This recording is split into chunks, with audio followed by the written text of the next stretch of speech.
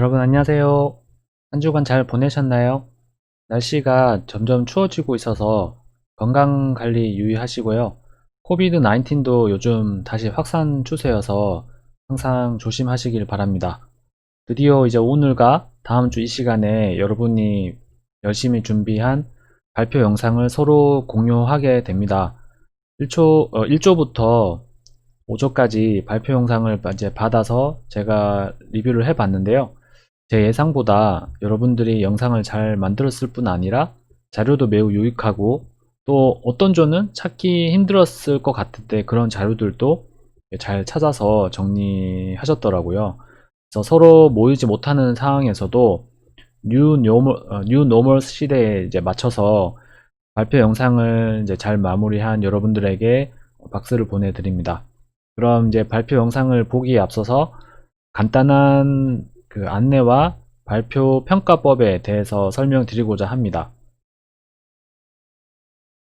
먼저 발표조 구성은 이전에 안내드린 바와 같이 본 화면과 같고요.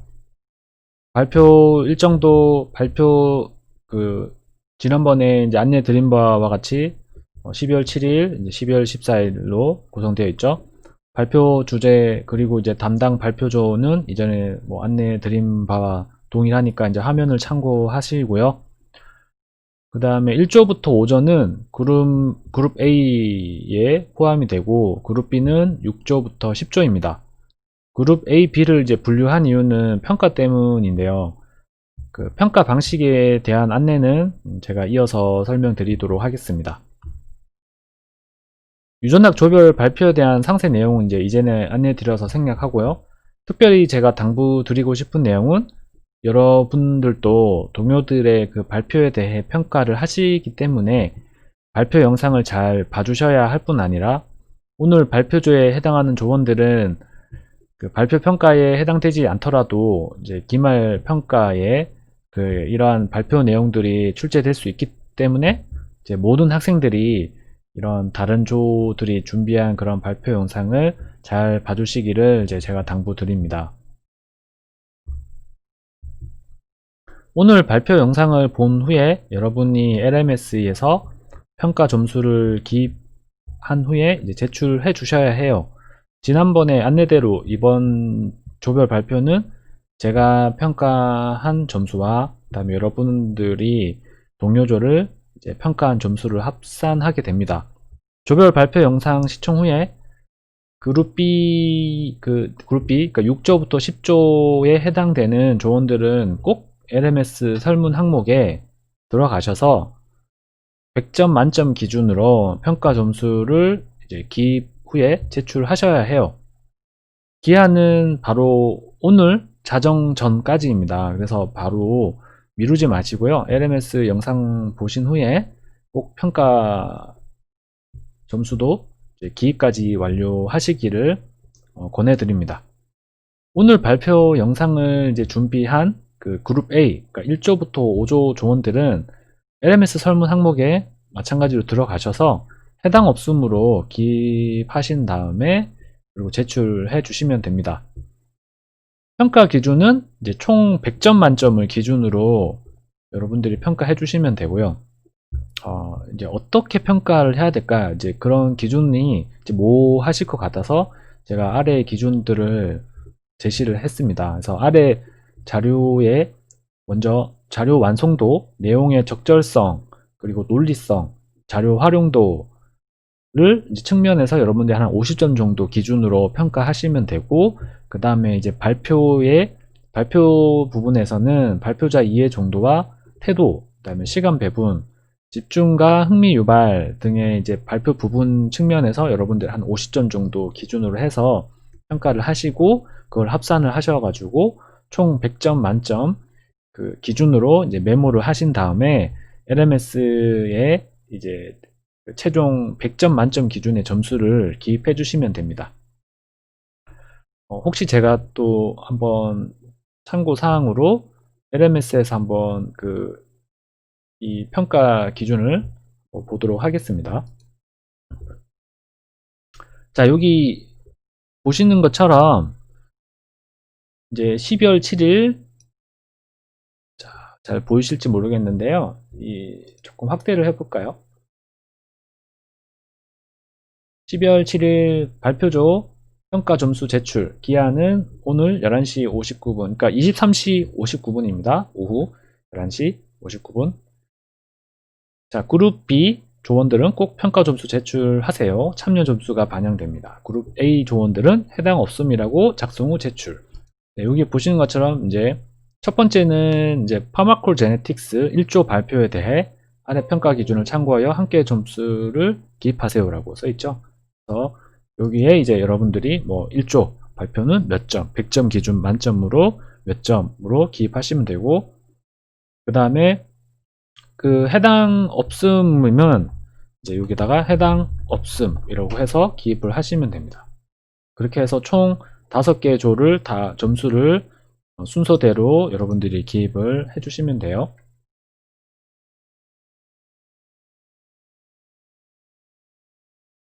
자, 그래서 이제 여러분들이 이렇게 이제 오늘 제가 평가 방법은 이제 안내해 드렸고,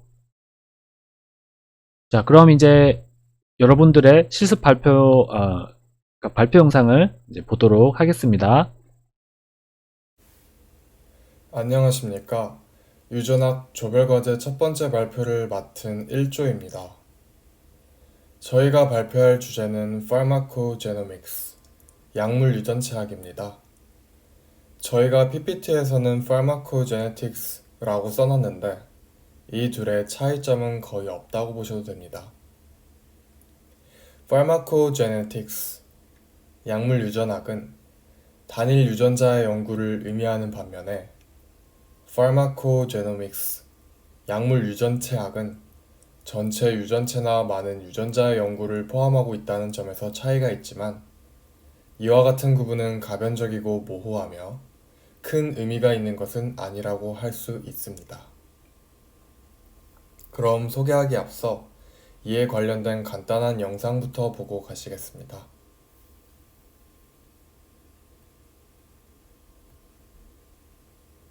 인류의 모든 정보가 들어있는 청사진은 바로 DNA입니다.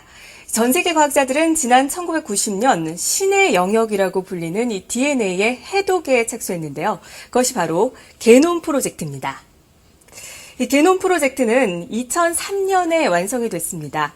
당초 예상을 했던 것은 15년이었는데 이것에 비해서 2년이 단축이 됐지만 무려 13년이라는 긴 시간이 걸린 대작업이었습니다. 미국을 비롯한 그리고 영국, 또 독일, 프랑스 이렇게 18개 국가의 연구진이 참여를 했는데요. 인간이 가진 모든 유전자 가운데 99%의 서열이 99.99%의 정확도로 포함이 됐습니다. 이후 분석 기술의 눈부신 발전으로 지금은 개인의 유전자를 알아내는데 최소 10일에서 최대 8주 정도면 아주 충분한데요. 이 같은 유전 정보를 바탕으로 인류는 질병 없는 삶을 꿈꾸고 있습니다. 이러한 유전 정보를 이용한 맞춤형 의학 기술을 설다혜 기자가 심층 취재했습니다. 헐리우드의 대표적인 스타 안젤리나 졸리는 지난 2013년 유방 절제 수술을 받았습니다. 그런데 놀라운 점은 암에 걸려 치료를 받은 것이 아닌 예방 차원의 수술이었다는 것. 유전자 검사 결과 유방암에 걸릴 확률이 높았다는 게 이유였습니다.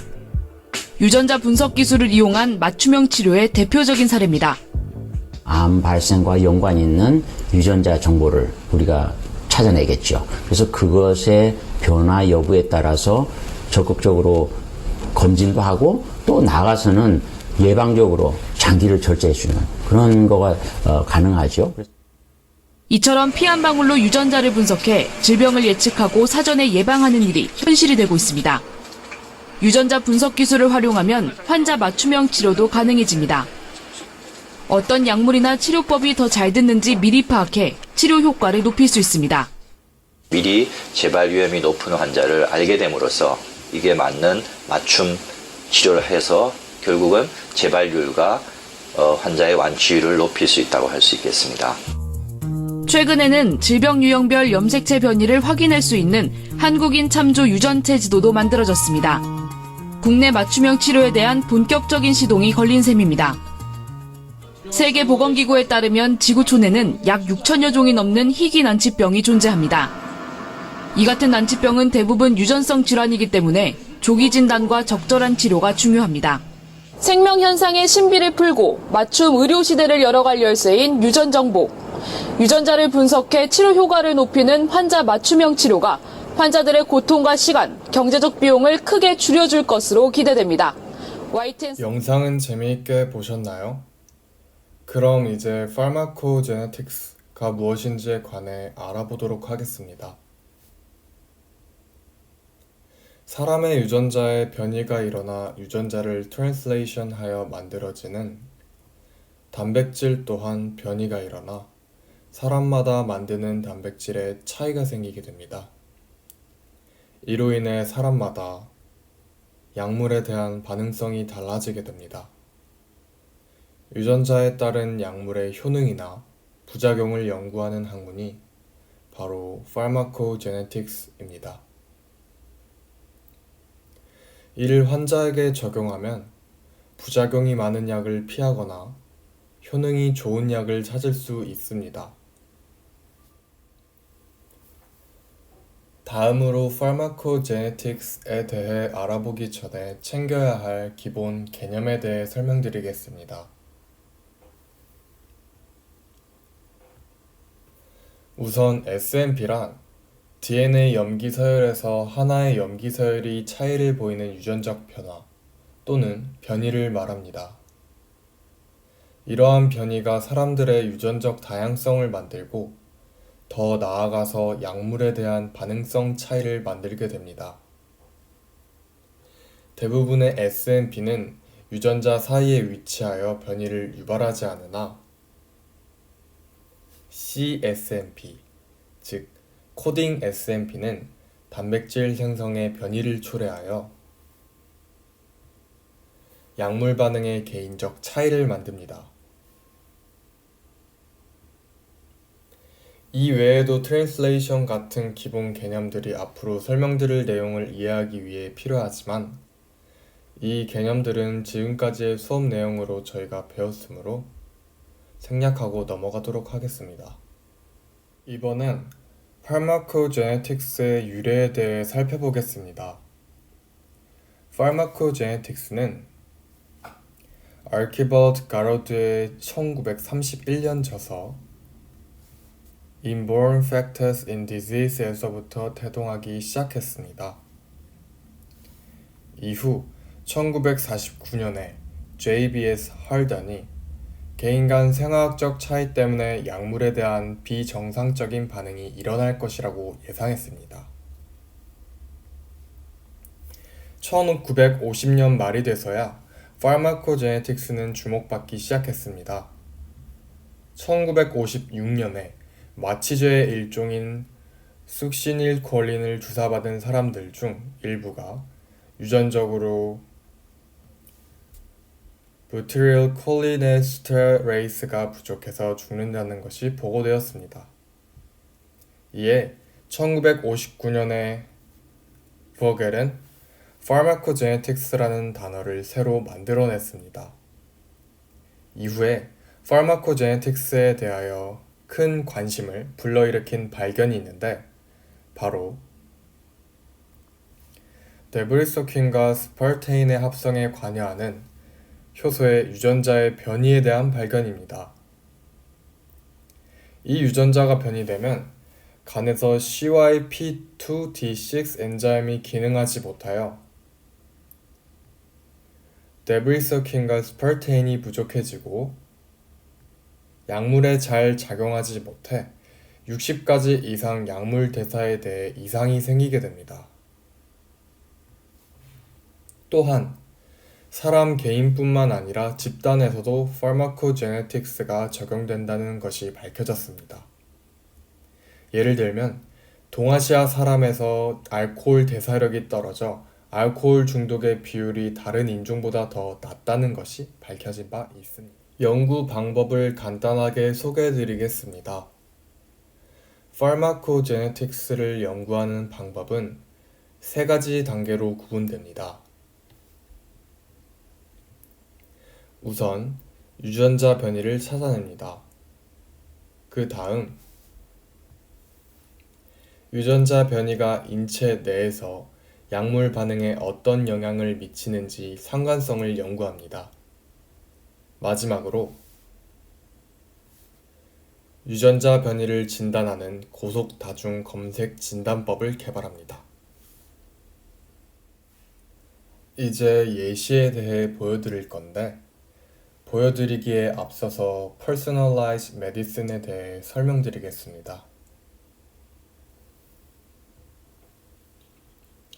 Personalized Medicine이란 유전적 지식과 약물 치료에 대한 정보를 함께 이용해 개인별로 맞는 치료법을 찾는다는 뜻입니다. 예를 들면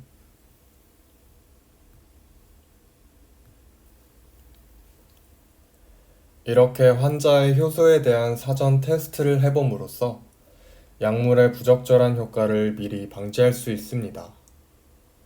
이러한 테스트는 약물이 일반적으로 안전하거나 심각한 부작용이 없는 경우에는 하지 않습니다. 반면 약물에 독성이 있는 경우에는 사전 테스트를 통해 환자에 해가 되는 약물을 사전에 피할 수 있습니다. 이제 Pharmacogenetics의 예시 혹은 임상에서 어떻게 적용되는지에 대해 알아보겠습니다. 우선 아바카비어에 대해 설명드리겠습니다. HIV에 효과를 보이는 아바카비어는 그림과 같이 생겼는데 이는 5에서 8%의 환자에게서 발진, 피로와 같은 부작용이 나타납니다. 이러한 부작용들은 환자들의 면역 체계가 과민 반응을 일으키는 것이 원인으로 밝혀졌습니다. Major Histocompatibility Complex에 위치해 면역 반응을 조절하는 유전자가 관련이 있는 것으로 고려되어 과학자들은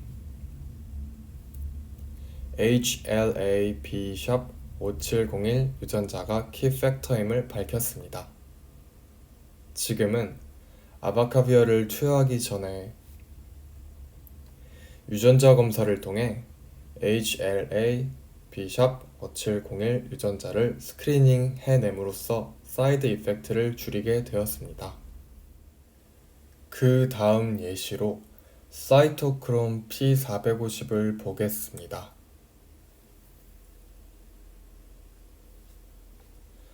사이토크롬 P450은 약물의 대사에 관여합니다. 대사에 관여하는 유전자의 SMPS가 사람마다 다르고 이는 사람마다 약물 대사가 다르게 되는 결과를 초래합니다. 앞에서 언급한 CYP2D6 유전자에 대한 표현량은 일반 대사자, 중간 대사자, 느린 대사자로 나뉩니다. CYP2D6의 대사가 관여하는 약물에는 코데인이 있습니다. 이 코데인에는 통증과 설사를 치료하는 성분이 있다고 합니다. 관심이 가는 분들도 좀 있으실 것 같은데요.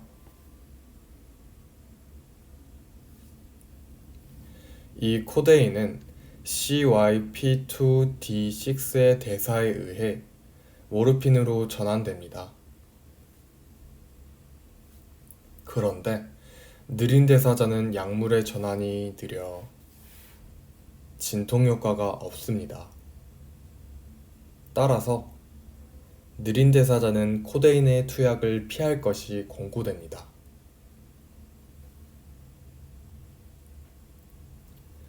코데인과 반대로 메토프롤롤은 CYP2D6에 의해 대사되어 혈중 농도가 조절됩니다.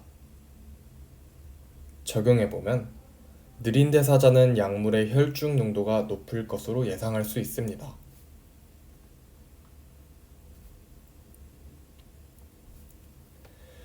지금까지 CYP 효소가 약물 대사를 진행하여 개인 간의 약물 반응성에 대한 차이를 만들며 혈중 약물 농도에도 관여하는 것을 알아보았습니다. 이번에는 파마코제네틱스에서 고려되어야 할 것에 대해 살펴봅시다. 사람은 나이, 성별에 따라 유전자 발현이 달라집니다. 나이에 따라서 메틸레이션이 일어나는 정도가 달라 같은 유전자를 가지고 있더라도 유전자 발현이 달라지며 이는 약물에 대한 반응도 달라지는 결과로 이어지게 됩니다. 나이뿐만 아니라 성별 또한 같은 이유로 동일한 유전자 발현이 일어나지 않게 되어 약물 반응성 차이로 이어집니다. 파마코제네틱스는 유전자의 내용이 중요하지만 나이, 성별에 따라 얼마나 유전자가 발현되는지도 충분히 고려되어져야 하는 학문입니다. 마지막으로 파마코제네틱스의 앞으로의 전망에 대해 짧게 설명드리고 마무리하겠습니다. 앞서 살펴본 내용을 바탕으로 파마코제네틱스는 앞으로 발전할 수 있는 가능성이 매우 큰 학문이라고 볼 수 있습니다. 현재 인간 유전자에 대한 연구가 계속되고 있고 매일 새로운 약물들이 개발되고 있습니다. 미래에는 축적된 인간 유전자에 대한 지식을 통해 환자에게 어떤 약물이 부작용이 나타날지에 대한 여부와 약물의 효과가 어떨지에 대해서도 더 잘 예측할 수 있게 될 것입니다. 또한 신약을 개발하여 인간 유전자에 대한 정보를 토대로 신약이 어떤 유전자를 가진 사람들에게 효과가 좋고 나쁜지를 예측하여 더 효율적인 치료를 할 수 있게 될 것입니다. 즉, 파마코제네틱스는 무궁무진한 학문이라고 표현이 가능하겠습니다. 발표 영상에 영어가 많이 나왔는데 제가 영어가 많이 부족하여 전달이 잘 됐을런지 모르겠습니다. 귀엽게 봐주시고 좋은 지식들 많이 얻어가셨으면 좋겠습니다. 감사합니다. 1조였습니다. 안녕하십니까. 생태유전학 에코제네틱스에 대해 발표할 2조입니다. 이름부터 생소한 에코제네틱스란 무엇일까요? 생태유전학이란 생명체, 특히 인체가 유전적 구성에 따라 주변 환경에 대한 반응을 연구하는 학문을 말합니다. 이때 주변 환경이란 단순히 자연환경이거나 접촉하는 다른 생물일 수도 있으며 식습관, 흡연 여부, 직업 환경 등 연구하는 생명체의 모든 외부 요인을 의미합니다. 따라서 최근 각광받고 있는 파마코제네틱스도 크게 보면 에코제네틱스에 속한다고 볼 수 있습니다. 따라서 에코제네틱스를 생태학과 유전체학의 크로스오버라고 보는 시각도 존재하며 실제로 두 학문의 반복론을 다수 차용합니다. 성선택과 적응도를 중점적으로 연구하는 것이 그 예라고 할 수 있습니다. 에코제네틱스는 다른 학문에 비해 그 역사가 길지 않습니다. 20세기 초 영국의 생물학자 에드먼드 브리스코 포드는 생물 집단에서 나타나는 발현 형질의 빈도를 연구하기 시작했습니다. 포드는 옥스퍼드 대학에서 줄리안 헉슬리로부터 생물학을 배웠고 1964년 생태유전학을 출간하였고 이는 곧 그가 연구한 분야의 학명이 되었습니다. 이후 초파리의 유전자 연구로 유명한 테오도시우스 도브잔스키가 생태유전학 학자로서 중요한 업적을 남겼습니다. 환경적으로 유발된 질병에 영향을 끼치는 다양한 개체 요인, 즉 연령, 유전, 시기, 기저질환, 그리고 생활습관에 대한 기여를 제시한 Pollutants and High Risk Groups라는 책을 1978년에 출간했습니다.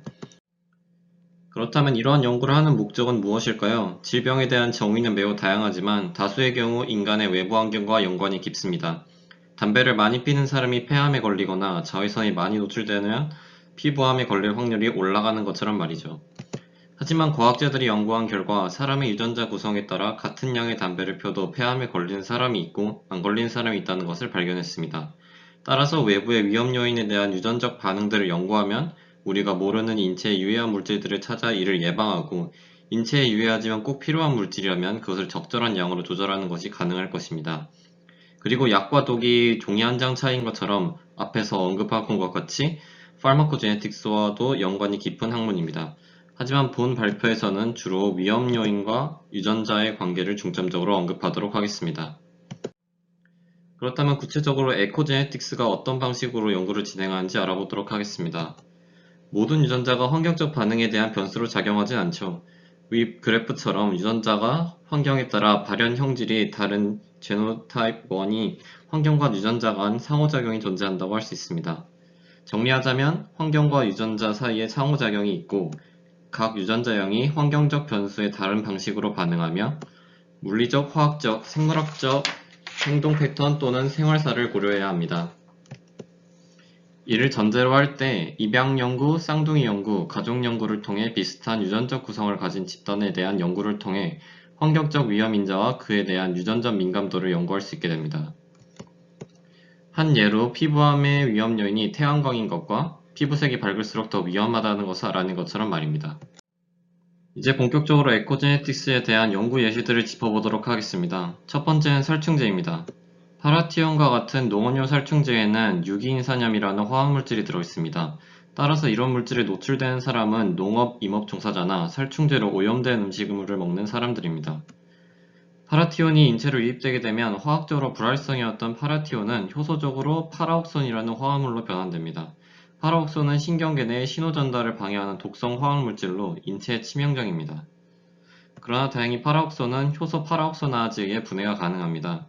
파라옥소나아즈는 유기인재 화합물의 대사에 관여하는 효소로 가수 분해를 통해 독성을 제거하는 기능을 합니다. 그러나 파라옥소나아즈는 유전자의 영향을 받습니다. PON 대림전자 QR 중 R형이 인코딩한 효소의 가수분해 활성이 Q에 비해 10배 높습니다. 따라서 RR 유전자형을 가진 사람들은 파라옥손을 더 빠르게 대사하고 비활성화시키기 때문에 살충제의 위험성에 더 안전합니다. 반대로 QQ 유전자형을 가진 사람은 파라옥손을 빠르게 가수분해시키지 못해 살충제 중독에 매우 민감할 수밖에 없습니다. 실제 조사 결과 유기인산염이 규칙적으로 사용되는 미국 서부 농업지역 임산부와 신생아를 대상으로 한 연구에서 평균적으로 유아에서 파라옥소나아즈 효소 수치는 성인보다 4배 낮았다고 합니다. 따라서 생태 유전학적 연구 결과를 실생활에 적용하여 유기인산염 용액의 안전한 수준에 대한 기준은 인구의 가장 민감한 구성원, 신생아들과 유아, 그리고 QQ 유전자형을 가진 구성원이 보호받을 수 있도록 파라티온 양을 결정해야 할 것입니다. PON 유전자형이 영향을 끼치는 또 다른 예로는 흡연과 폐암 발생의 연관성에 있습니다. PON1은 폐 조직의 클라라셀과 내피세포, 그리고 일형 폐포 상피세포에서 주로 발현되는 것으로 알려져 있습니다. 폐의 폐포 내막 부위는 유기인재 화합물과 같은 환경 독성 물질에 직접적으로 노출되는 부위로 이곳에서 PON은 흡연과 대기 오염 물질에 대한 독성을 제거하는 데 중요한 역할을 합니다. 살충제와 동일하게 PON 유전자의 Q형은 R형에 비해 몇 배 낮은 효소 활성을 가지며 흡연이 PON1 효소 활성을 감소시키는 것으로 알려져 있습니다. 폐암 유별 과정에서 PON1 유전자 다양성과 흡연의 상호작용을 평가하기 위해서 흡연과 PON1 유전자형에 따라 비흡연자이며 PON-QR 또는 RR형인 사람과 비흡연자이면서 QQ형인 사람, 그리고 흡연자이면서 QR 혹은 RR인 사람, 흡연자이면서 QQ형인 사람 등 4군으로 나누어 분석하였습니다. 그 결과 비흡연자이면서 PON1, QR 혹은 RR인 군, 비흡연자이면서 PON1, QQ형인 군, 흡연자이면서 QR 혹은 RR형인 군, 흡연자이면서 QQ형인 군으로 이행할수록 폐암 발생 위험도는 통계적으로 유의하게 증가하는 경향을 보여주었습니다. 특히 흡연자이면서 QQ형인 사람의 폐암 발생 위험도는 비흡연자이면서 QR 혹은 RR형인 사람의 폐암 발생 위험도의 15.5배로 나타났습니다. 이러한 유전자 다양성 분포는 국가 인종에 따라 현저한 차이를 보였는데요. PON1 R형 유전자의 분포는 서양인에서 31%, 라틴 아메리카인 41%, 일본인 62%, 터키인 31%, 한국인 60%로 폐암 독성이 외국인과 한국인과의 차이가 통계적으로 유의하게 있음을 알 수 있습니다. 앞에서 조금 언급했지만 에코제네틱스의 바운더리가 상당히 애매합니다. 에코제네틱스를 긴 시간 간격으로 연구하게 되면 자연스럽게 진화론과 자연선택에 도달하는 것처럼 말입니다. 그래서 산업혁명에 의해 나방 서식 공간이 검게 변하여 어두운 색의 나비가 다수로 변화한 영국의 후추 나방도 생태 유전학의 한 예로 준비하였습니다. 위 통계에서 알 수 있듯이 나방의 서식지가 변화하면서 밝은색 후추 나방이 포식자에게 많이 잡아먹히게 되면서 맨체스터 지방의 어두운 색을 가진 나방과 어두운 색의 표현형을 가진 대리유전자 빈도수가 모두 증가하였습니다. 이 또한 유전자와 환경이 상호작용한 예라고 할 수 있습니다. 다음은 우울증과 관련된 예시입니다. 엡슐론 캐스피와 그의 동료들은 낮은 수치의 세로토닌이 우울증과 관련되어 있다는 사실을 바탕으로 연구에 착수했습니다. 그들은 뉴질랜드 사람 약 1000명이 가진 세로토닌 운반체의 대립 형질성을 길이로 분류하여 긴 것 2개 LL, 긴 것과 짧은 것 LS, 짧은 것 2개 SS의 세 집단으로 나눴습니다. 그와 더불어 21세부터 26세까지 경험한 스트레스 사건, 과거에 우울증 진단을 받았는지에 대해서 조사하였습니다. 그 결과 큰 스트레스를 경험하지 않은 집단은 대립 형질성과 상관없이 우울증 진단 확률이 동일했는데 경험 횟수가 늘어날수록 대립 형질성에 따른 차이가 관찰되었습니다. 짧은 대립 형질 2개 SS를 가진 집단이 긴 것 2개를 가진 집단 LL에 비해 약 2배 정도 성인기의 주요 우울증 발병할 확률이 높았던 것입니다. 자살 시도도 SS 집단은 스트레스 경험에 비례해 높아졌지만 LL그룹은 스트레스가 자살률에 영향을 미치지 않았습니다. 즉, 유전자형에 따라 스트레스에 대한 저항력이 차이를 보인다는 것을 알 수 있었습니다. 또 다른 예로는 사이코패스가 있습니다. 캐스피가 2002년에 발표한 연구에 따르면 저요일의 마오의 유전자형을 가진 아이들의 85%가 학대받는 가정에서 자란 경우 심각한 반사회적 행동을 하게 되었다고 합니다. 학대받는 가정에서 고요일의 마오의 유전자형을 가진 아이의 2배나 많았습니다. 이들이 좋은 환경에서 자랐다면 이러한 유전자형을 갖고 있어도 반사회적인 행동을 할 위험이 줄어들었을지도 모릅니다. 위 예시들과 같이 유전적으로 발병률이 높은 성향은 스트레스 취약성 모델로 설명합니다. 이 모델에 따르면 정신장애 취약성을 타고난 사람들에게 다양한 스트레스가 가해졌을 때 정신질환이 유발됩니다. 그러나 정신질환 유전자를 갖고 있는 사람이 유전적 성향과 더불어 환경적 영향을 받았을 때 정신질환이 좀 더 취약할 뿐이지 반드시 정신질환에 걸리게 되는 것은 아닙니다. 일란성 쌍둥이 형제가 조현병 환자일 때 발병률은 50%입니다. 유전적으로 동일한 쌍둥이여도 절반 정도만 발생한다면 나머지 절반은 환경적 요인으로 미뤄볼 수 있습니다. 최근 코로나로 전 세계가 열병을 앓고 있죠. 아직 정확한 기원은 밝혀지지 않았지만 코비드-19은 인수공통질병이라는 가설이 가장 우세합니다. 이에 따라 인간 중심적인 태도에서 벗어나 자연 전체를 고려해야 한다는 문제의식이 강조되고 있습니다. 코로나 외에도 조류독감, 메르스 등등 인수공통질병이 치명적인 인간 전염병이 되는 사례는 많습니다. 이러한 인수공통질병이 치명적인 질병으로 발전한 데에는 동물의 서식지가 인간으로 인해 점점 줄어들어 인간과 동물의 접촉이 늘어나고 비윤리적인 사육 환경이 바이러스의 변종을 일으키기 때문입니다. 또한 이와 더불어 전 지구가 하루 생활권이 되면서 인간과 물자의 이동이 늘어나 전염병의 전 지구적 확산이 가속화가 더해지기 때문입니다. 이러한 배경으로부터 원헬스가 각광을 받고 있는데 원헬스란 인간의 건강이 동물 및 환경의 건강과 하나로 연계되어 있음을 인식하고 모두에게 최적의 건강을 제공하기 위한 다학제 간 협력 전략입니다. 현대의학은 질병치료에서 예방의학, 건강유지와 유전학과의 연계 쪽으로 진행되어 가고 있습니다. 인체에 관한 연구라는 전통적인 틀에서 벗어나 수의학, 생태학, 유전학, 미생물학 등 다학제 간 연구를 통해 궁극적으로 생태계 전체의 건강을 고려하는 원헬스가 앞으로 지구가 직면한 여러 문제 해결책으로 떠오름에 따라 생태와 인간의 유전자 간의 관계를 연구하는 생태유전학의 중요성도 대두되고 있습니다. 앞으로 에코지네틱스 방면의 연구가 더욱 진행되어 전 인류의 건강복지를 증진시키기를 기대합니다. 이상으로 발표를 마치겠습니다. 긴 시간 동안 경청해 주셔서 감사합니다. 안녕하십니까. 에피제네틱스 후성 유전학 발표를 맡은 3조 발표 시작하겠습니다. 저희는 후성 유전학이 뭔지, 후성 유전학의 주요 기전이 어떻게 되는지, 또 암과 후성 유전학의 관련성 순서로 말씀드리겠습니다.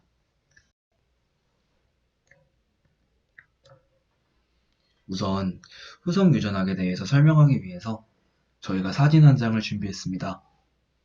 이 사진은 판문점에서 근무하는 미군 북한군 그리고 남한군이 나란히 서 있는 사진인데요. 사진에서 알 수 있듯이 미군과 남한군인도 키 차이가 나고 북한군과 남한군도 키 차이가 납니다. 그런데 미군하고 남한군인의 키 차이는 인종이 다르기 때문에 유전적 차이에 따른 키 차이일 것이라고 보여지는데요. 그런데 왜 같은 인종이면서 같은 유전자를 물려받은 북한 군인과 남한 군인은 이렇게나 키가 차이가 나는 걸까요? 이는 아마도 성장과 관련된 유전자의 발현이 환경에 의해 영향을 받은 결과일 것입니다. 즉, 외부나 환경 요인으로부터 유발되는 세포의 생리학적 변화와 관련이 있을 것입니다. 그리고 이를 연구하는 학문을 후성 유전학이라고 합니다.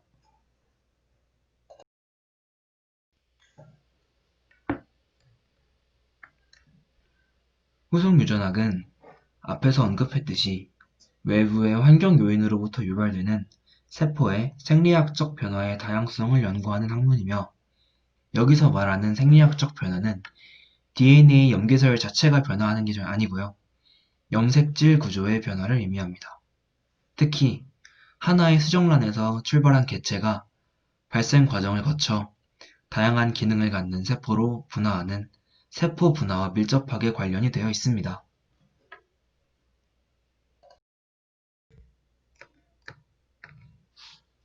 지금부터 말씀드릴 건 후성 유전학의 주요 기전입니다. 후성 유전학의 주요 기전은 CpG 염기서열의 사이토신에 특이적으로 일어나는 DNA 메틸화, 그리고 히스톤 단백질 변형에 의한 크로마틴 구조 변화, 마지막으로 마이크로 RNA, 이렇게 세 가지가 있습니다.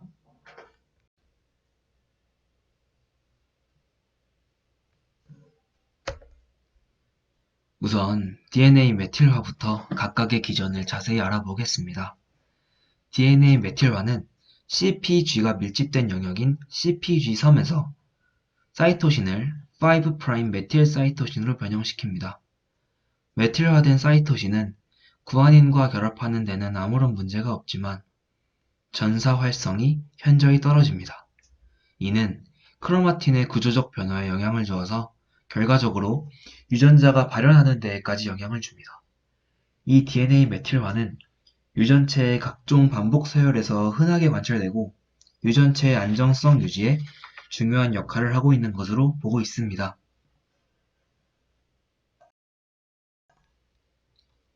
다음으로는 히스톤 단백질 변형입니다. 히스톤은 뉴클레오솜이라는 복합체를 만들고 DNA를 구성하는 30억 개의 염기들을 돌돌 감아주는 실 역할 정도로만 알려졌었지만, 히스톤의 다양한 변형은 DNA 염기설 그 자체는 건드리지 않으면서 DNA와 히스톤 사이의 구조를 좀 더 촘촘하게 하거나 느슨하게 함으로써 유전자의 발현에 영향을 줌이 밝혀졌습니다.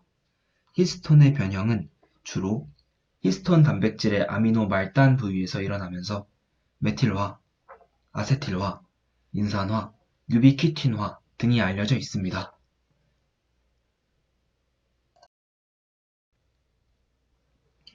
히스톤 단백질의 변형 중 아세틸화에 대해서 조금 더 알아보겠습니다.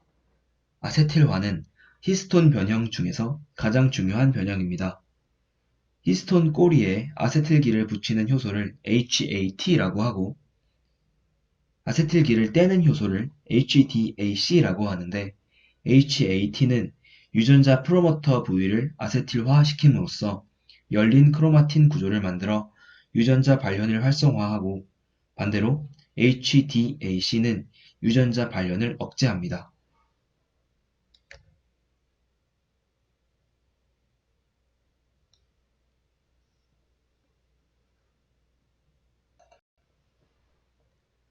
후성 유전학의 세 가지 기전 중 마지막 마이크로 RNA입니다. 마이크로 RNA는 단백질 코딩과 무관하기 때문에 논 코딩 RNA라고 부르기도 하고 18개에서 25개의 염기로 구성되어 있어서 siRNA라고 부르기도 합니다. si는 Short Interfering의 약자입니다. 마이크로 RNA는 핵 내에서 원시 마이크로 RNA로 떠다니다가 드로샤라는 단백질에 의해서 프리 마이크로 RNA로 성숙되고 이후 세포질 내로 이동해서 다이서라는 단백질에 의해서 성숙 마이크로 RNA로 진화하고 결국엔 자신의 염기서열과 같은 DNA에 달라붙어서 유전자 발현을 억제합니다.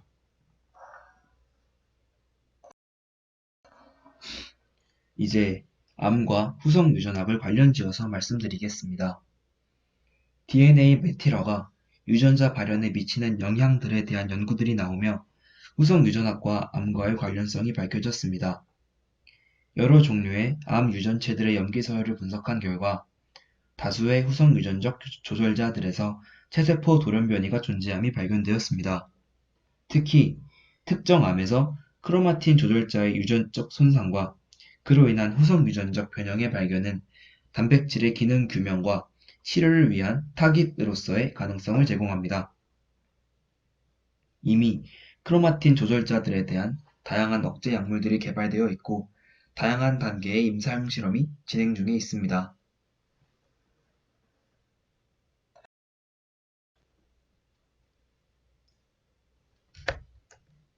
지금 보고 계시는 건 실제로 암을 후성 유전학과 연관지어 연구한 연구자의 논문입니다.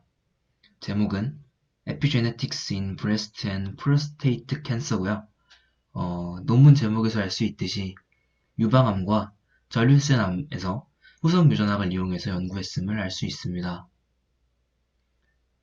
유방암에서는 DNA 메틸레이션의 첫 번째 메커니즘을 이용해서 호르몬 수용체의 상태와 종양의 진행과의 상관관계를 밝혔고, 전립腺 암에서는 후생 유전학적 패턴을 이용해서 안드로겐 수용체의 상태와 치료에 대한 반응과 상관관계를 밝혔습니다.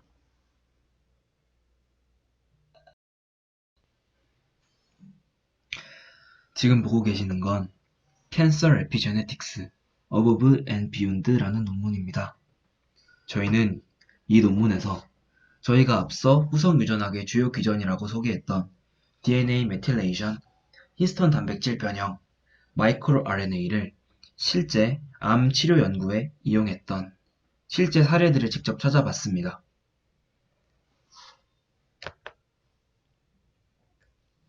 먼저 DNA 메틸레이션입니다. CpG 아일랜드 메틸레이터 페노타입, 줄여서 CIMP를 이용해서 대장암 검출에 높은 민감도를 보이는 SFRP2와 ALX4 유전자의 메틸화를 이용하여 대장암을 검출하는 데 이용한다고 합니다. 여기서 CpG 아일랜드라고 할 때 이 CpG는 C가 사이토신, P가 포스페이트, G는 구아닌으로 우리가 흔히 알고 있는 사이토신, 구아닌, 인산기 이 결합을 얘기합니다. 대장암뿐만이 아니고 APC, P16, DAPK의 DNA 메틸화는 난소암을 발견하는 데 이용되고 GSTP1의 메틸화는 전립선암을 발견하는 데 이용됩니다. 다음으로 히스톤 단백질 변형입니다. 히스톤 변형 중 대표적으로 HMT 폴리콤 그룹 단백질 EGH2의 발현은 여러가지 종양에서 생체 표지, 바이오마커로 사용될 수 있다고 합니다. 마지막으로 마이크로 RNA입니다. 마이크로 RNA 중 대표적으로 마이크로 RNA 221과 마이크로 RNA 222는 갑상선 유두암에서 발현되는 특징이 있어서 이에 대한 생체 표지, 바이오마커로 기능한다고 알려져 있습니다. 실제 논문에서 관련된 부분을 뽑아온 거니까 진짜 후생 유전학을 암 연구에 이용을 하긴 하나 보다, 이런 정도로 이해해 주시면 될 것 같습니다.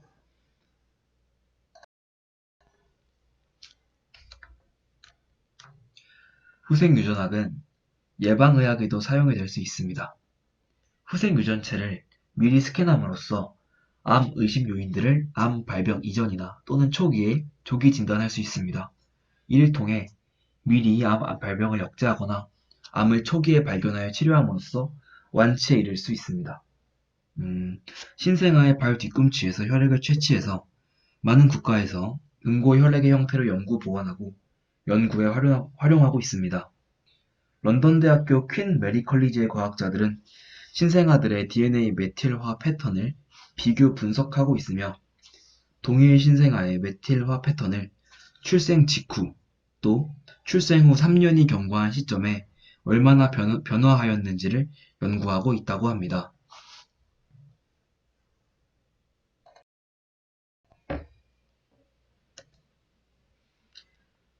후성 유전적 기작들이 일정한 상태를 유지하지 않고 상황에 따라 변화하는 특성인 적응성은 신약 개발에 매진하고 있는 과학자들에게 큰 기대를 갖게 해주고 있습니다.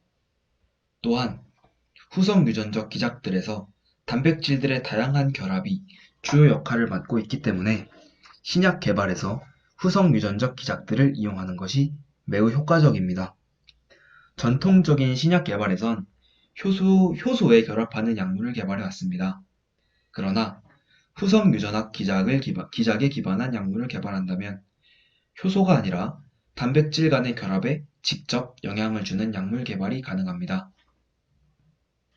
이를 통해서 지금도 암 관련 후성 유전적 기작들을 제어할 수 있는 다수의 억제자들이 보고되었고, 이를 기반으로 후성 유전학적 신약들이 개발 중에 있습니다.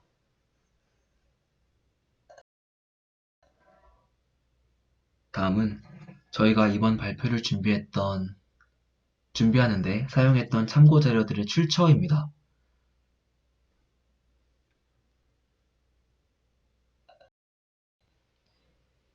여기까지 저희 3조가 준비한 후생 유전학에 대한 발표였고요. 이상으로 저희 발표 마치겠습니다. 감사합니다.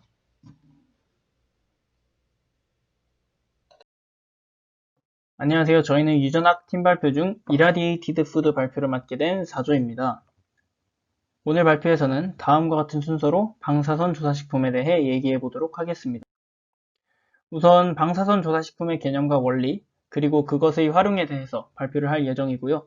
그 다음에는 방사선 조사식품에 대한 오해들, 그리고 안전성 및 관련 규정에 대해서 얘기하도록 하겠습니다. 방사선 조사식품이란 단어 그대로 방사선을 조사한 식품을 의미합니다. 방사선을 활용하는 이유는 식품을 본래 상태에 가깝게 보존하거나 위생적으로 안전한 품질의 식품을 생산하기 위해서입니다. 식품의 방사선을 조사하면 살균, 살충, 생장 조절, 물성 개선 등의 효과를 얻을 수 있기 때문입니다. 물론 대표적으로 가장 손쉽게 식품을 살균하는 방법은 열을 가하는 것이지만 야채, 과일, 육류 등의 경우에는 열을 가하면 제품에 변형이 올 수 있어 적절하지 않습니다. 이러한 문제는 열이 거의 발생하지 않는 방사선 살균법을 통해 해결할 수 있습니다. 식품 조사에 이용되는 방사선으로는 감마선, 전자선, 그리고 X선이 있습니다. 감마선은 우수한 투과력을 가지고 있고 살균 처리 후 재포장에 따른 2차 오염의 위험도 감소되기 때문에 식품 조사에 널리 사용되고 있습니다. 전자선은 투과력이 높지 않아 활용 범위가 제한적이고 표면 살균에 유리합니다. 전자선 발생은 전원에 의해서 조절이 가능하다는 특징이 있기 때문에 공정 제어, 정확성, 효율성 등의 장점이 있습니다. X선은 에너지 소요량이 적으며 내부 온도 상승이 거의 없기 때문에 영양 및 품질 변화를 최소화할 수 있으며 특히 냉장 냉동 식품에 유리합니다. 그렇다면 이러한 방사선들이 어떠한 방식으로 식품에 조사되어 품질 보존에 기여할 수 있는지 그 원리를 알아보도록 하겠습니다. 우선 식품에 방사선 처리를 하더라도 방사선은 식품을 통과하여 빠져나가기 때문에 최종 식품에 방사능이 남아있지는 않습니다. 식품 조사는 방사선 가속기에서 방출되는 에너지를 복사의 방식으로 식품에 조사하는 것입니다. 이러한 방사선 복사는 살균 효과를 가져다 주는데 그 메커니즘을 크게 두 가지로 구분할 수 있습니다. 세포 내 DNA의 전리를 일으켜 기존의 DNA를 파괴시키는 직접적인 효과와 물 분자 분해를 통해서 일어나는 라디칼 생산에 의한 간접적인 효과가 있습니다. 방사선 조사 방식을 활용하기 시작한 것은 1921년으로 거슬러 올라갈 수 있습니다. 당시 미국은 기생충으로부터의 육류 오염 문제를 해결하기 위해 최초로 방사선 조사 기술 관련 특허를 획득하였습니다. 이후 각국에서 방사선 조사를 연구 및 활용하기 시작했으며 1960년대 이후부터는 군 비축 식량 및 우주인 식품으로도 활용되기 시작했습니다. 앞서 말씀드렸듯이 방사선 조사를 통한 살균은 열을 발생시키지 않고 또한 다른 살균법에 비해서 살균 효과가 높은 것으로 알려져 있습니다. 또한 품질 저하도 적다는 장점이 있는데요. 다음으로는 방사선 조사의 원리가 어떤 식으로 식품에 활용되는지에 대해서 알아보겠습니다. 우선 식품의 발화, 뿌리내림을 막거나 성숙을 지연시키는 방식이 있습니다. 망고, 바나나 등 후숙이 진행되는 식품의 경우 숙도를 조절해 품질 수명을 늘릴 수 있습니다. 또한 조사 부분 살균이라는 기술이 있는데 단백질을 부패시키는 균의 숫자를 감소시켜서 식품을 저온에서 더욱 오랫동안 보관할 수 있도록 돕습니다. 식중독균이나 병원균 등을 사멸시키는 조사병원균 살균의 기술도 존재하며 통조림이나 환자용 무균식, 우주인 식품 등을 만들기 위해 미생물을 완전히 살균하는 조사 완전 살균 방식도 있습니다. 이러한 방식들 간의 차이는 쬐어주는 방사선량에 따라 발생하고 또 조절이 가능합니다. 그것을 통해 발생하는 제어 효과 역시 다르게 나타납니다. 감자나 양파, 마늘 등의 발화를 막을 때는 저선량의 방사선을 조사하지만 망고나 바나나 등의 숙도를 조절할 때는 조금 더 많은 양의 방사선이 필요합니다. 신선육이나 육가공품, 어패류 등을 오래 보관하기 위해 활용하는 조사 부분 살균의 경우 더 많은 방사선을 쬐어야 하고 조사병원균 살균과 조사 완전 살균의 경우로 갈수록 더욱 고선량의 방사선이 필요하게 됩니다. 하지만 방사선이라는 이름에서 오는 막연한 두려움과 식품에 인위적으로 무언가를 가한다는 점에서 방사선 조사식품은 수많은 오해를 받고 있습니다. 대표적으로는 다음과 같습니다. 첫째, 조사처리 식품은 방사성 물질에 오염되어 있다. 방사선 조사식품은 방사능 오염식품과는 다릅니다. 방사선 조사식품은 식품 내에 존재하는 식중독균 등 유해세균을 없애기 위해 방사선을 식품에 투과시키는 것이므로 방사선이 식품에 잔류하지는 않습니다. 둘째, 영양소가 대량 파괴된다. 저선량 처리 시 3대 영양소인 탄수화물, 단백질, 지방은 대체로 변화 없이 안정적입니다. 중선량 하에서는 식품이 산소와 만나면 그 영양가가 손실되는 영향을 받습니다. 이보다 높은 단계인 고선량 처리 시 민감한 비타민의 양이 감소하거나 공기와 만나 좋지 않은 냄새를 발생시키는 등의 영향이 있을 수 있습니다. 하지만 병원균 사멸을 위한 방사선 선량은 10kg 이하이며 해당 선량 이하로는 식품의 위험성이 없습니다. 이와 관련하여 세계보건기구 및 미국 식품의약국 등에서는 방사선이 여러 번 반복해서 처리되지 않았으며 10kg 이하로 조사된 처리된 식품은 안전하다고 공식 입장을 발표한 바 있습니다. 우리나라도 현재 감자, 건조향신료, 특수의료용도 등 29개 식품에 대해서 방사선 조사를 허용하고 있습니다. 최근 국제연구기관이나 여러 대학연구팀의 재평가에서도 영양학적, 미생물학적인 안전성뿐만 아니라 발암성이나 기타 돌연변이 유발, 기형 등 유전독성학적 측면에서도 방사선 조사 처리는 전혀 문제가 없는 것으로 밝혀진 바 있습니다. 하지만 소비자들은 이 사실을 자세히 알지 못하기 때문에 방사선에 대한 막연한 공포를 갖게 되고 이로 인해 민감한 반응을 나타내기도 합니다. 국제적으로도 조사식품의 건전성에 관한 다양한 연구들이 진행되고 있으며 그 결과 인간의 건강을 해롭게 하는 특정 성분 변화나 이물질 생성 등이 존재하지 않다는 것이 밝혀지고 있습니다. 하지만 일반 소비자들은 여전히 식품 공정 과정에서의 방사선 조사 기술 활용을 거부하는 경향이 있습니다.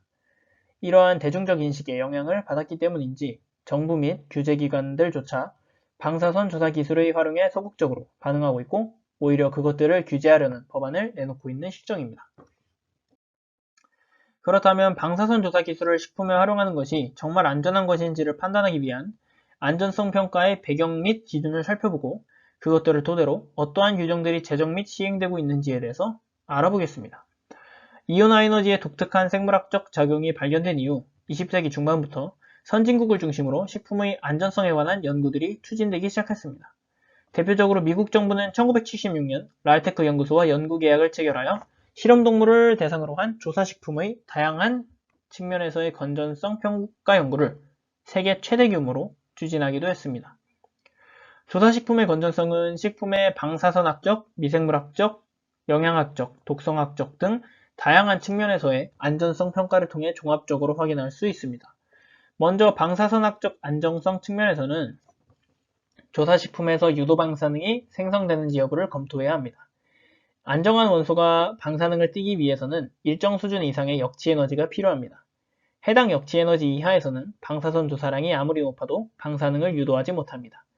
이러한 사실을 바탕으로 조사식품의 안전성을 고려하여 식품 조사에 이용될 수 있는 최대 허용 에너지를 전자선은 10MeV 이하, X선은 5MeV 이하로 제한하고 있습니다.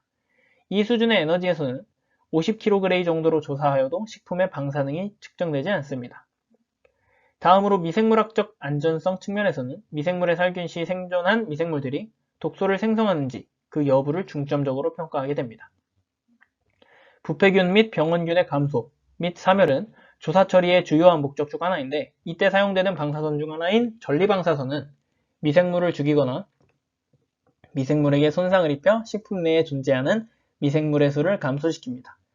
조사 후 발생하는 일부 돌연변이의 대부분은 독소 생산 기능이 저하되거나 없어지게 되므로 안전성 측면에서 문제가 없다고 할 수 있습니다.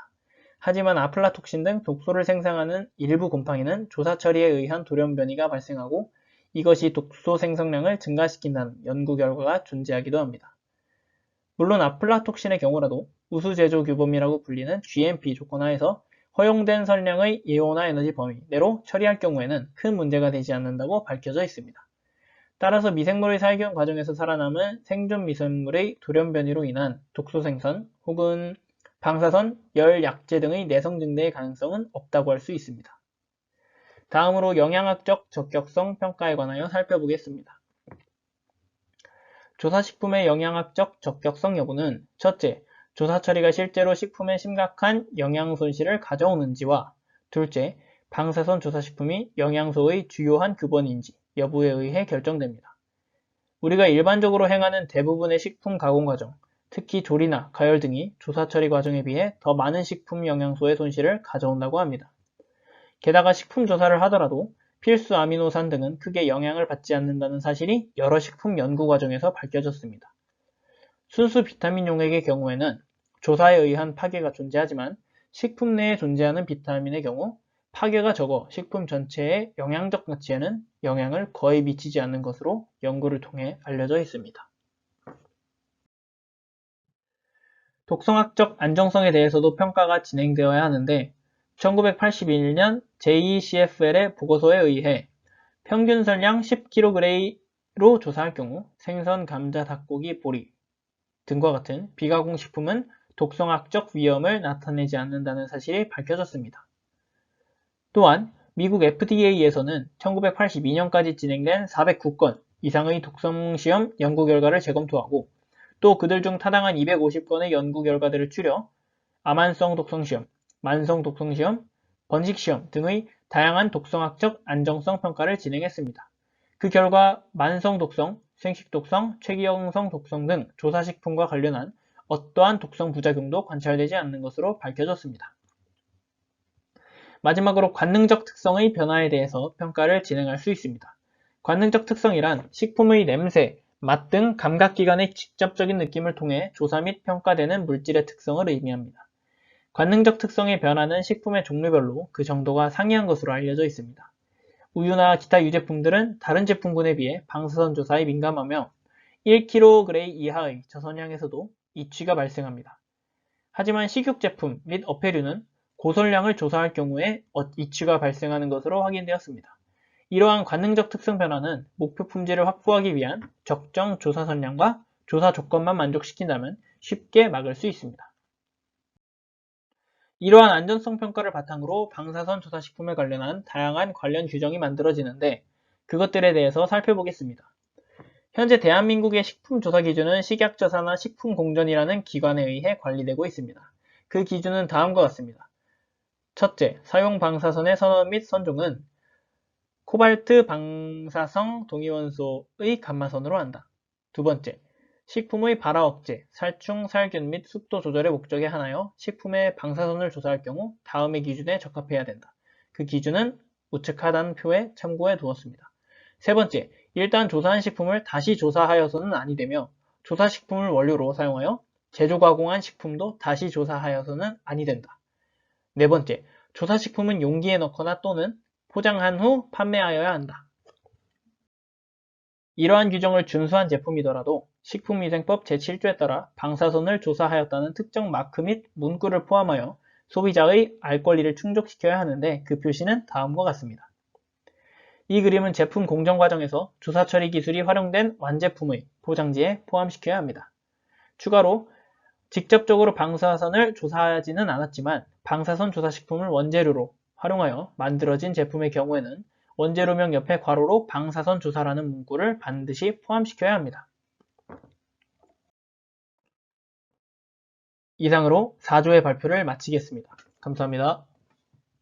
저희는 5조 맹세영, 박두진, 박보경, 박재현, 박준성입니다. 오늘 저희는 뮤테이션에 대해 발표하도록 하겠습니다. 발표는 뮤테이션이란 뮤테이션의 원인, DNA 수선, 돌연변이 원, 뮤테이션의 분류, 뮤테이션에 의한 질병, 그리고 이의 이용 등으로 진행하도록 하겠습니다. 뮤테이션은 돌연변이를 뜻합니다. 모든 생명체의 유전 정보는 DNA에 저장되어 있고 이런 DNA의 염기서열의 변화가 일어난 것을 뮤테이션이라 합니다. 이런 염기서열의 변화, 즉 뮤테이션은 우리가 관찰할 수 있는 표현형으로 나타날 수도 있고 그렇지 않을 수도 있습니다. 즉 염기서열의 변화가 일어났다고 하더라도 이가 무조건 100% 표현형으로 발현되지는 않는다는 뜻입니다. 또한 이런 돌연변이는 종 다양성을 일으키는 주요한 원인이 되며 이런 종 다양성은 생명체의 진화 과정에서 중요한 역할을 합니다. 그렇다면 이런 뮤테이션은 왜 발생하는 것일까요? 뮤테이션의 발생 원인은 상당히 다양합니다. 이는 세포 분열 중 자연적으로 발생할 수도 있고 방사선 또는 뮤타젠에 노출이 되거나 활성산소에 대한 DNA 손상, 바이러스 감염 등을 통해 나타날 수 있습니다. 가장 대표적인 원인은 세포 분열 중 발생하는 오류입니다. DNA를 유전물질로 갖는 경우 DNA 복제 시기에 많은 양의 새로운 DNA를 합성하며 약 10의 5승계의 핵산 중 하나의 돌연변이가 생길 수 있습니다. 이때 대부분의 DNA 중합 효소는 DNA 합성 중 나타나는 오류를 교정, 수선하여 수정할 수 있기 때문에 DNA 복제로 인한 돌연변이의 발생 비율이 낮아집니다. 이후 잘못 짝지어진 염기에 대한 수선 기작을 통해 실제 돌연변이 비율은 10의 10승 뉴클레오타이드당 1개 정도로 더욱 낮아질 수 있습니다. 광 재활성화로 복구되지 못했을 때에는 제거 수선을 사용하는데 이는 뉴클레아제로 DNA 가닥을 절단하고 제거하는 수선 기작입니다. 재조합 수선은 복제를 한 뒤 수선하는 방법이고 SOS 수선은 재조합 수선으로 합성된 DNA에 2개의 아데닌을 첨가하여 빈 공간을 메우는 방법입니다. 이런 DNA들과 비교했을 때 RNA를 유전물질로 갖는 RNA 바이러스들, 예를 들면 인플루엔자 바이러스나 에볼라 바이러스 같은 경우는 RNA 중합효소에 이러한 교정 기능이 없습니다. 따라서 이는 10의 3승계에서 10의 5승계의 핵산당 1개 정도의 돌연변이를 만들기 때문에 DNA와 비교했을 때 상대적으로 높은 돌연변이 발생 비율을 가지고 있습니다. 이와 같이 자연 발생적인 돌연변이 외에도 방사선이나 돌연변이를 일으킬 수 있는 화학물질, 활성산소에 의한 DNA 손상, 바이러스 노출 등 다양한 자극에 노출될 때 돌연변이가 유발됩니다. 뮤테이션을 일으키는 외부 요인들의 예시는 다음과 같습니다. X선이나 감마선에 의해 DNA 절단이 일어날 수 있으며 자외선은 피리미딘 중합체를 형성해 뮤테이션을 야기할 수 있습니다. 초산화물, 수상기 라디칼, 과산화수소와 같이 활성산소를 생성하는 화학물들은 DNA의 절단이나 교체를 일으킬 수 있으며 에디티엄 브로마이드 DNA 염색은 DNA 염기 사이에 끼어들어 변역틀 돌연변이를 야기할 수 있습니다. 이렇게 야기된 돌연변이 중 생식세포의 유전체의 돌연변이는 다음 세대로 유전되고 체세포 돌연변이는 암과 같이 중요한 질환을 일으킵니다. 이런 DNA 수선은 광제활성화, 제거수선, 재조합수선, SOS 수선 등으로 분류됩니다. 광제활성화는 자외선으로 인해 형성된 피리미딘 일양체에 가시광선의 청색 파장을 이용해 비정상적인 결합을 끊어 비정상적인 배열을 복구하는 수선 기작입니다. 다음으로 뮤테이션의 분류에 대해 발표할 박재현입니다. 뮤테이션의 종류를 분류할 때 분류 기준에 따라 하나의 뮤테이션이 여러 가지의 이름으로 불릴 수 있는데 이번 발표에서는 유전물질의 수준에 따른 분류만 다루어 보겠습니다. 먼저 뮤테이션 중 가장 변이 단위가 작은 염기 수준에서의 뮤테이션을 먼저 살펴보겠습니다. 이 변이는 규모가 가장 작기 때문에 스몰 스케일 뮤테이션이라고도 불립니다.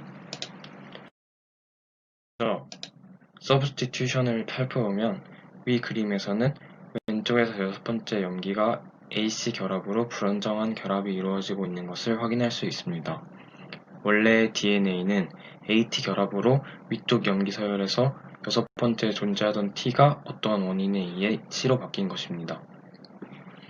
이 불안정한 결합에 DNA가 스스로 염기를 교체하여 안정화하려는 작용이 일어나는데 50%의 확률로 C를 T로 교체하여 원래의 DNA 염기 서열로 돌아오는 경우 문제가 생기지 않지만 A를 교체하여 G를 바꾸는 경우 이전과는 다른 아미노산이 생성되어 단백질의 변형을 초래할 수 있습니다. 인서션의 경우 DNA의 방사선 노출이나 화학물질 노출 등의 원인으로 인해 한 폴리뉴클레오타이드의 일부분이 끊겨 그 사이를 한 염기가 채우는 뮤테이션입니다. DNA로부터 mRNA를 만드는 트랜스크립션 시 아래의 염기 서열을 주형으로 트랜스크립션이 일어나면 끼어들어간 염기를 기준으로 모든 염기 서열이 밀리기 때문에 단백질 합성에 치명적인 오류가 발생합니다. 딜리션의 경우 바로 앞에서 살펴본 인설션과 마찬가지로 방사선 노출이나 화학물질의 노출 등으로 원인으로 인해 염기 사이의 결합이 끊어진 후 인설션과 다르게 염기가 채워지지 않는 경우를 의미합니다. 이때도 결손이 된 염기 하나를 기준으로 모든 염기 서열이 하나씩 밀리기 때문에 단백질 합성에 치명적인 오류가 발생할 수 있습니다. 다음으로 염기 수준의 변화보다 한층 더 큰 범위인 염색체 수준의 뮤테이션을 다루어 보겠습니다. Large Scale Mutation이라고 불리는 염색체 수준 돌연 변이는 염색체 자체의 구조적 변화를 일으키는 뮤테이션으로 대부분 마이오시스나 마이토시스 과정에서 문제가 생겨 발생합니다. 딜리션은 말 그대로 염색체의 한 구역이 사라지는 것으로 유전물질 총량의 변화를 주며 사라진 부분에 암호화되어 있던 특정 단백질을 생산하지 못해 문제를 일으킵니다. 디플리케이션은 염색체의 일부분이 복제되면서 여러 개의 복사본이 생기는 뮤테이션을 의미하고 유전물질 총량에는 변화가 있으나 상대적으로 개체에 영향을 덜 끼칩니다. 오히려 자연 선택에서 생존에 유리한 경우가 생길 수 있습니다. 인버션은 염색체 일부의 순서가 뒤바뀌는 것입니다. 이 변이는 대부분 정상 표현형을 나타내게 되지만 생식세포의 감수분열 단계에서 문제를 일으켜 자녀에서 비정상 표현형을 나타낼 수 있습니다. 인서션은 한 염색체의 부분이 다른 염색체의 부분으로 끼어들어가는 것입니다. 트랜스로케이션은 두 염색체의 부분들이 서로 교환되는 것으로 교환된 염색체의 위치는 달라지지만 안의 유전 정보는 그대로 있기 때문에 개체에 끼치는 영향이 비교적 적습니다. 이 슬라이드의 두 가지 경우는 large scale mutation 중 2개 이상의 염색체에서 변화를 일으키는 뮤테이션으로 그림과 같이 insertion, translocation이 있습니다. 마지막으로 앞서 살펴본 염기서열 자체의 구조적 변화에 의한 뮤테이션과 달리 염색체 수의 변화에 의한 뮤테이션에 대해 발표하겠습니다. 염색체의 수의 변화는 세포 분열 과정 중 염색체의 비분리에 의해 발생합니다.